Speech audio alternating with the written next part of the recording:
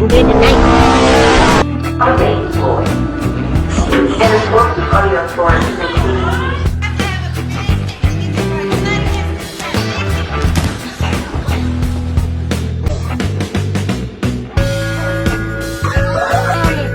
That means we can fix your car.